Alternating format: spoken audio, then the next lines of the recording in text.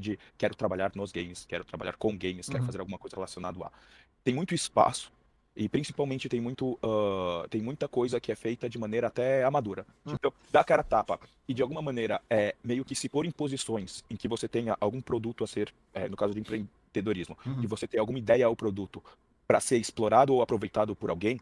Eu acho que são os jeitos, os melhores jeitos que eu consigo ver e que eu acabei seguindo ao longo da minha trajetória para tentar me pôr nesse universo, né? Tá.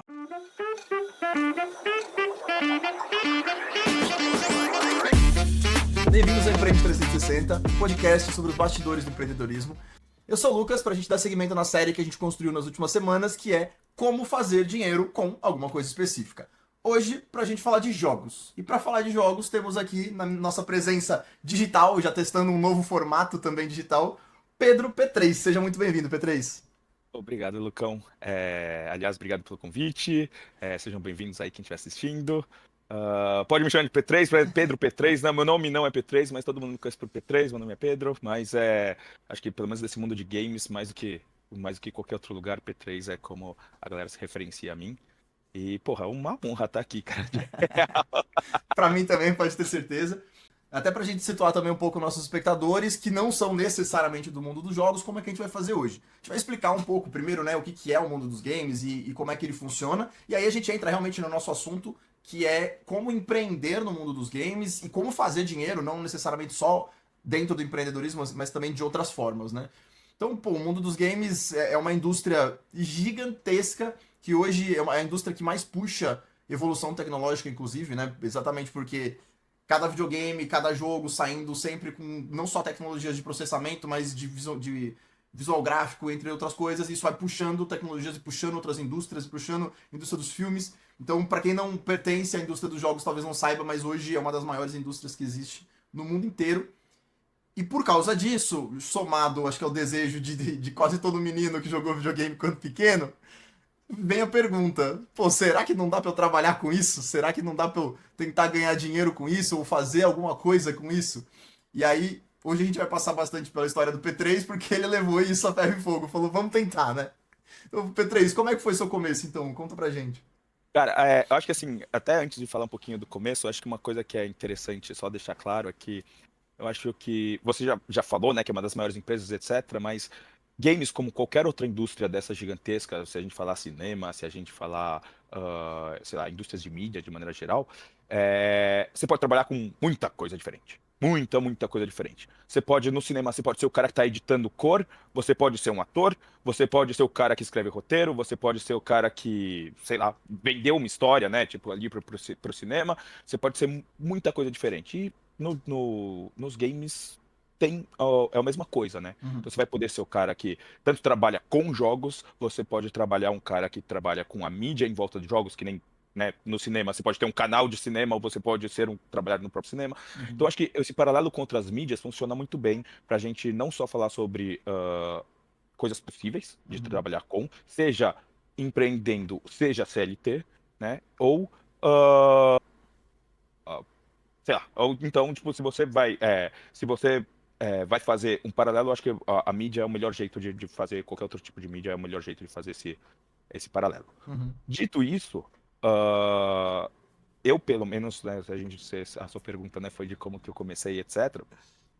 Eu acho que o que era da TV há um tempo atrás, as pessoas, a nossa geração pelo menos, eu sinto que teve muito dessa coisa de quero trabalhar nos games, quero trabalhar com games, quero Uhum. fazer alguma coisa relacionada a. E eu sinto que esse caminho, de novo, né? Você pode ir para esses dois lados, etc., seja empreendendo ou não, mas é uma pergunta que acho que é muito comum. E eu acho que é uma das coisas que faz sentido a gente olhar do ponto de vista de que, pelo menos, assim, como alguém que está um pouco mais dentro desse universo, tem muito espaço e principalmente tem muita coisa que é feita de maneira até amadora, de Uhum. maneira geral, tipo, na indústria de jogos. Uhum. E isso significa que, vocês vão ver que as decisões que eu fui tomando foi nesse caminho, significa que dar a cara a tapa, e eu acho que, tipo, deve ser, assim, eu não vi os outros episódios sobre empreendedorismo, mas eu imagino que deve ser uma coisa muito recorrente. Sim. Se joga, né? Só vai, tenta. Então, dar a cara a tapa e, de alguma maneira, meio que se pôr em posições em que você tenha algum produto a ser, no caso de empreendedorismo, de Uhum. você ter alguma ideia ao produto para ser explorado ou aproveitado por alguém.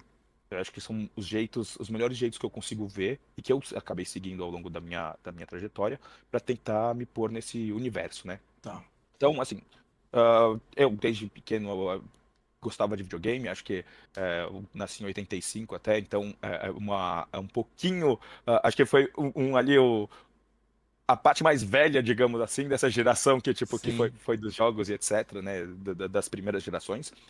E sempre quis, sempre era uma coisa que me fascinou, sempre gostei de jogar, sempre gostei de ver como que jogos eram feitos, sempre falar a respeito e coisas assim. E por causa dessa fascinação, eu acabei jogando muito Uhum. também. E eu acho que daí, no meu caso, eu acabei que eu joguei alguns jogos muito bem, mas Uhum. não é uma coisa que é necessária, tá? Sim, sim. Mas acho que Ah, é um caminho natural, né? Até quando você começa a olhar pro mundo dos jogos como um mundo de alto desempenho, de alta performance, igual você pega um menino que joga futebol na esquina de casa, vai pra escolinha e ele é bom no futebol, começa a se tornar natural ele ser um atleta profissional de futebol. E aí, exatamente, esse caminho que você tá falando, eu acho que é um caminho que faz muito sentido dentro do atleta profissional de videogame, né? Aquele cara que joga exatamente. bem, joga recorrentemente, né? Nota que eu não sou pro player, eu acabei competindo algumas coisas em nível alto, Uhum, mas de maneira nenhuma, tipo, foi os caminhos que eu acabei seguindo. uhum, Eu entrei, né, nessa parte competitiva, a gente vai falar mais depois, mas eu acho que no fim tem mais a ver o ponto de você perceber vantagens e qualidades em você que fazem sentido com aquilo, né? Então, uhum. por exemplo, que nem você falou do menino que quer jogar futebol e o cara é bom no futebol, ótimo. Mas se ele gostasse pra caramba de futebol, não jogasse bem, mas soubesse analisar bem partida, ele podia ser um técnico, ele podia ser um Sim. comentarista, ele podia ser. O ponto é como que as habilidades dele acabam, tipo, refletindo, né, Uhum. naquele nicho. Então, acho que foi apenas calhou. Eu sei que, lógico, todo mundo pensa, ser pro player, etc., mas calhou de ter algumas habilidades que Sim, podia ir nesse tem sentido. todo o arcabouço de profissões em volta ali, né? É Exatamente. curioso o que você comentou, porque eu sigo algumas comunidades de esportes, né, de jogos eletrônicos que eu gosto muito, e é curioso como, mesmo as que são mais famosas, por exemplo, aqui no Brasil, provavelmente as três maiores devem ser CS, Valorant e League of Legends, provavelmente, Com por tamanho certeza. de comunidade. E eu Riot vejo. CS. Riot e Valve, né? Exatamente. E pelo que eu percebo da comunidade de LoL especificamente que eu acompanho, você vê que o profissional mais velho que trabalha ali, né, no arcabouço de esportes do LoL deve ter lá seus 32 anos e olhe lá, a grande maioria tem 20 e pouquinhos e parece que é um pouco isso que você falou. Cada um tem a sua habilidade, eles foram crescendo dentro da sua habilidade, só que ao mesmo tempo, para quem é do mundo do empreendedorismo, para quem olha isso de fora, você fala, cara, tem muita gente despreparada. Completamente, Porque a pessoa tinha completamente. habilidade, se jogou, teve a Jogou e não tinha oportunidade melhor. e foi, né? Exatamente, não tinha algo estruturado para fazer melhor do que só aquilo que o cara já estava proporcionando. Uhum. E nota que você falou da galera de 30, 35, etc., mas você está falando ainda da galera, da galera em volta, né? Porque se Sim, você for falar de pro player, não deve, são raríssimas as pessoas que têm ali mais de 30 anos, sim, 20 alto, sim. sabe? Que Que é tá comum nesse. também para qualquer tipo de esporte de alta performance, né? Você vê agora o Fábio, o goleiro do Fluminense no Mundial, na semifinal, 45 anos, não se fala de outra coisa a não ser o goleiro tem 45 anos, porque pro futebol, agora os técnicos têm 60 e pouco, então acho que é até Exatamente. natural, né, que a É gente tá em natural que volta. cresça em volta a idade, mas você vai precisar ali, como você vai precisar do físico e etc. E esportes não é diferente, tá? Uhum, Esportes, o que você precisa do físico, para quem tá aí ouvindo, às vezes é uma coisa que não é um consenso comum entre as pessoas que estão vendo de fora, mas uhum, o que precisa de físico, principalmente preparo mental e etc. Mas, pô, é tempo de reação, é um monte de coisa, tudo bem, o cara não tá mexendo a perna inteira e para chutar a bola, mas o cara precisa saber, tipo, tanto avaliar situações, como ter reflexo rápido, como em muitos outros esportes. Eu acho que é por isso essas coisas que acaba trazendo esse título de esportes para os uhum. tipos de jogos, né, de alta Que performance, não deixa etc. de ser realmente um esporte eletrônico, né? Você pensa do. Ah, mas já teve até declaração da ministra dos esportes antigamente, falando que não se joga esporte parado, né? Sentado na mesa e tal. E aí tem a comunidade inteira de xadrez pra falar, ué, Como assim, né? Não se joga, não tem esporte parado. Então, eu acho que é bem isso, né? O esporte que traz pro assunto é mais essa questão do dia a dia, da alta performance, da exigência corporal, da exigência da disciplina, e entra como um esporte eletrônico, por isso que é sentado, faz parte, mas tem toda essa dedicação que você falou, né? Uma amiga minha, ela é preparadora física, fez educação física, etc. Ela é preparadora física da Fúria, quem não conhece, é um dos maiores times aí de esportes brasileiros. Tipo, porra, os caras têm preparador físico e tem que ter esse acompanhamento físico diário, por exemplo. Então, Uhum. acho que isso põe em perspectiva um pouco de como essas coisas funcionam. Legal. Saí completamente do tópico, né, Luca? Não, tá perfeito. Que, inclusive, aproveitando, né, o assunto que eu já ia te perguntar. Entrando então nessa parte de esportes, né? Vamos ser competitivos. Então, pô, eu decidi, seja que o pro player, né, o menino que é bom no jogo, vai entrar e vai virar atleta profissional, ou seja, assim como você, assim como eu, não chegamos nesse nível de ser bons o suficiente, ou até na nossa geração não existia isso, e quando aconteceu a gente já tinha passado a idade. O que que dá pra fazer, né? Então, como que eu posso olhar para esse mundo, ver as habilidades que você falou, né? Analisar as minhas habilidades e ver do que eu consigo fazer. E aí, como é que eu empreendo, então, nos esportes eletrônicos? Eu vou usar a pergunta para então contar lá a coisa que você tinha falado, e daí acho que a gente já consegue. Tá, então é o seguinte, eu gostava pra caramba, falei que, né, falei das habilidades que eu tinha, etc. O que que aconteceu? No fim, eu acabei jogando muito videogame, gostava muito disso, etc. Ah, ah, fiz uma faculdade, então ali até os 20 altos, né, Uhum, tu tava nessa idade, não tava mexendo com isso ainda, tava fazendo engenharia, tal, não sei o que, blá, blá. Depois eu saí daquela faculdade e entrei numa outra faculdade. uhum, E quando eu entrei na outra faculdade, eu entrei no IME, né, na Faculdade de Matemática, era na USP, e ali já estava se falando muito, estava naquele cenário de esportes universitários, quando estava começando os pequenos torneios e essas coisas todas, mas isso estava aparecendo. uhum.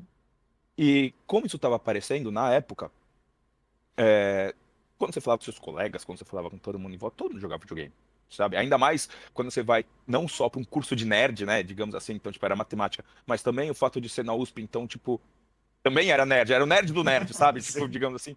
Então, tipo, é a galera que ia jogar, é a galera que, tipo, ia jogar videogame, que isso era algum tipo de, era mais fácil, digamos assim. E o curso de computação fica no IME, né? Então também isso é uma facilidade. Uhum, Bom, a gente acabou fazendo um torneiozinho por ali, por dentro, um torneiozinho interno, tal, não sei o quê, e isso acabou me mostrando que tinham pessoas o suficiente que, apesar de ser óbvio, eu falar, porra, tava na computação, tava no IME, blá, blá, blá, mas foi quando eu vi com os meus próprios olhos, digamos assim, que tinha gente o suficiente para haver, que tinha interesses em jogos. uhum, Interesses fortes, porque o ponto é, uma coisa é o interesse do cara ficar e sentar em casa, outra coisa é o interesse do cara ir organizar um torneio. uhum. São coisas bem diferentes, né? Que é Então, não só quando interesse, mas interesse também, né? Tem que ter uma graninha para poder fazer o negócio rodar.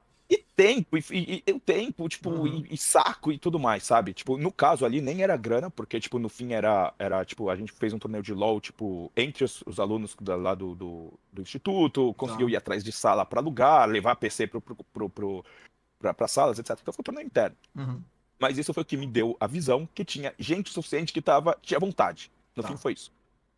E quando eu vi isso, eu falei, olha, tá acontecendo essas coisas, esses torneios aí que estão, esse cenário universitário, tal, não sei o quê. Vou ver se a gente consegue competir.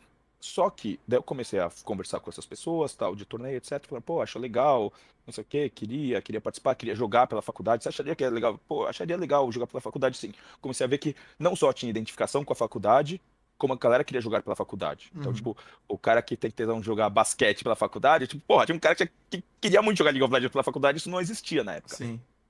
E daí eu cheguei na Atlética, falei, cara, vocês têm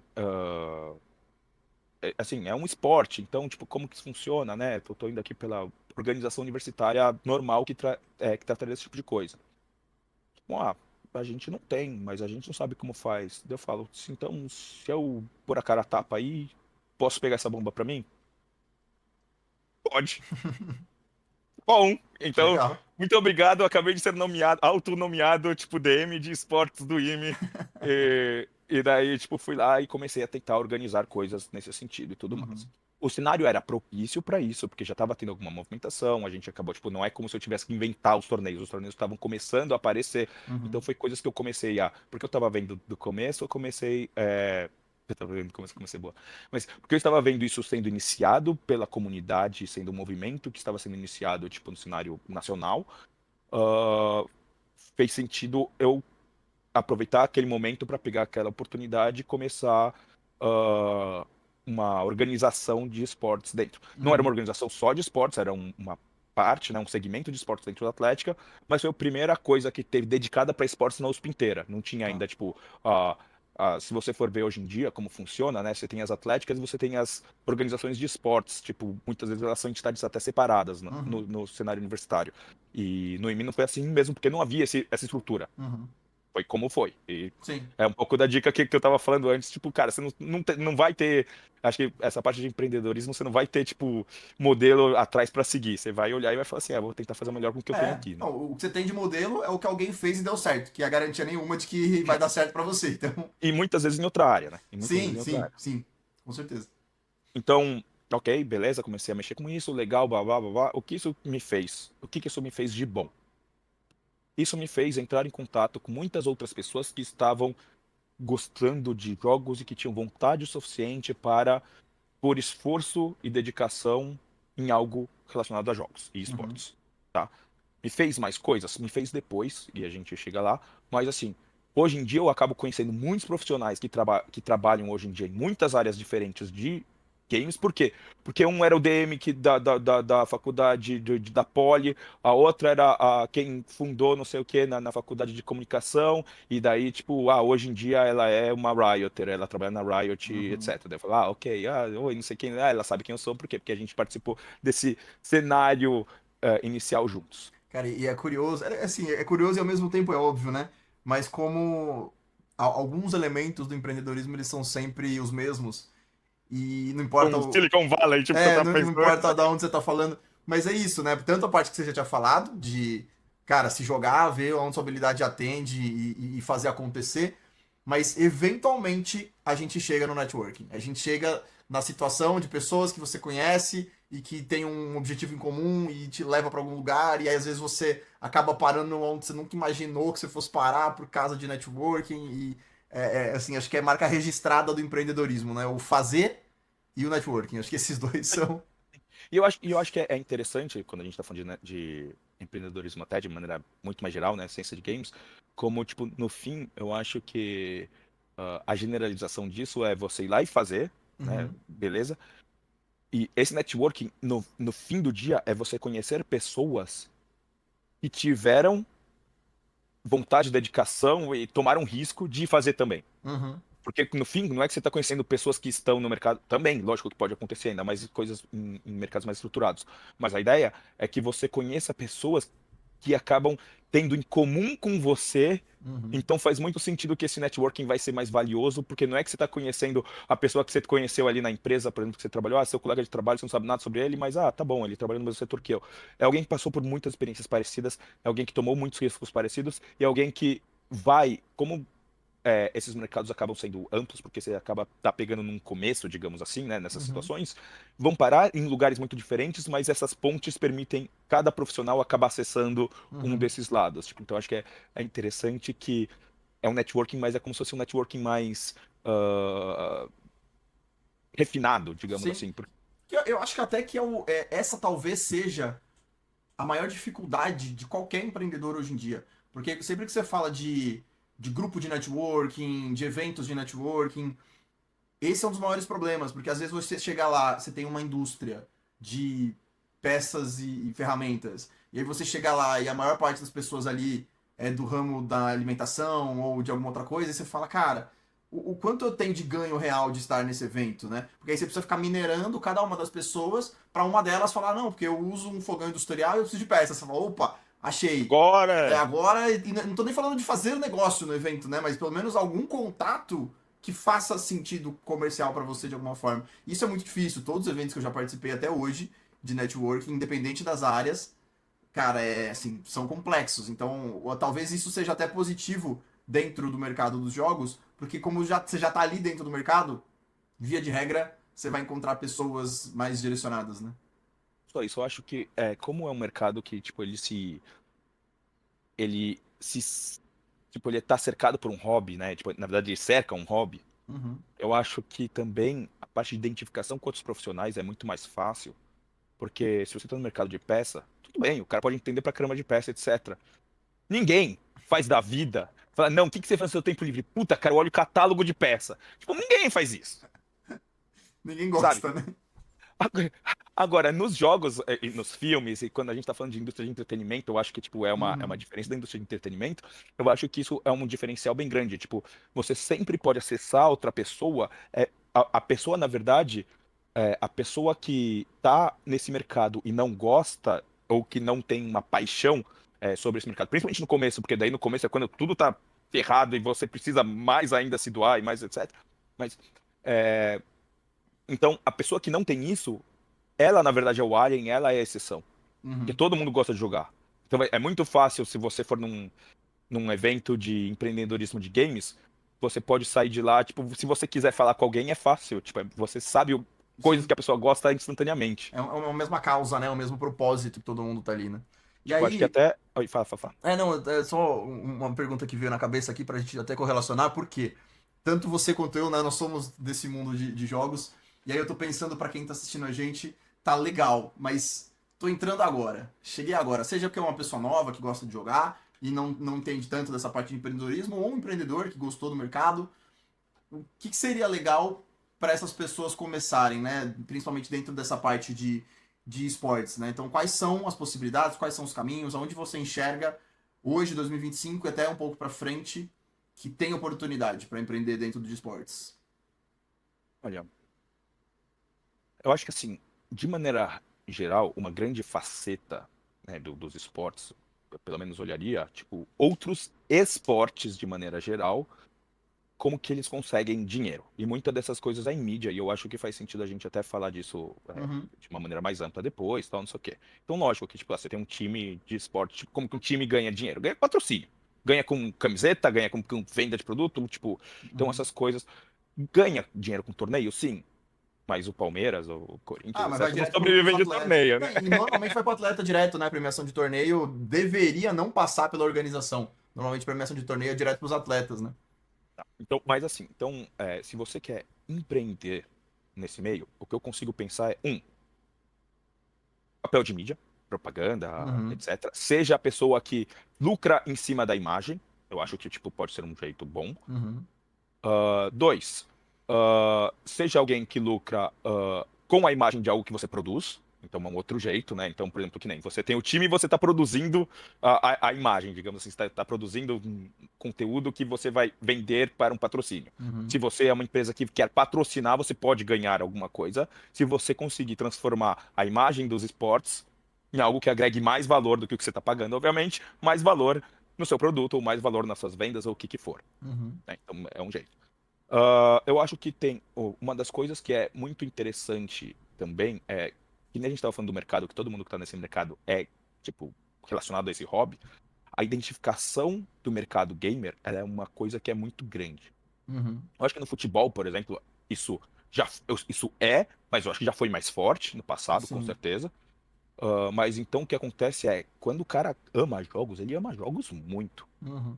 Eu não acho que isso tenha ainda, tipo, não é que nem no futebol em que a gente tem, tipo, essa identificação com times de esportes, mas com o hobby existe, com jogos em si existem. Sim. Então, por exemplo, você vai ter uns cara que vai ter tatuagem de jogo, tipo, sabe, tipo, e o ponto é, o cara ama aquilo, e então é um jeito de você olhar para um público que pode ser extremamente fiel para você também.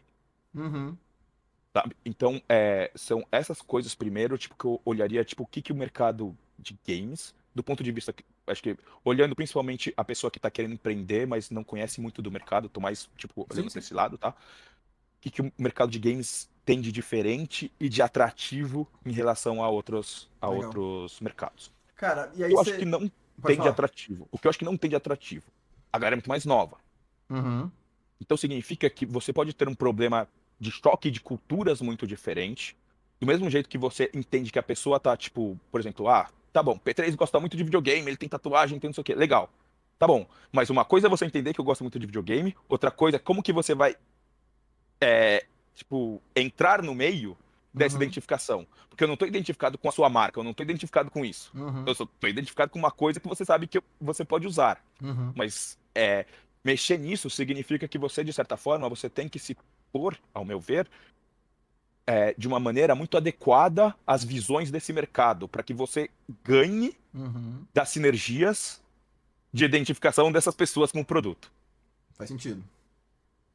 Então, para mim, por exemplo, eu acho que é muito natural que, tipo, apesar dos gamers, né, terem essa identificação muito grande com games, né, gamers, tem um motivo porque eu sou chamado assim, mas por outro lado, também tem uma certa desconfiança com alguém de fora do tipo, ele só tá querendo acessar as marcas porque ele só tá querendo acessar nós gamers como Uhum.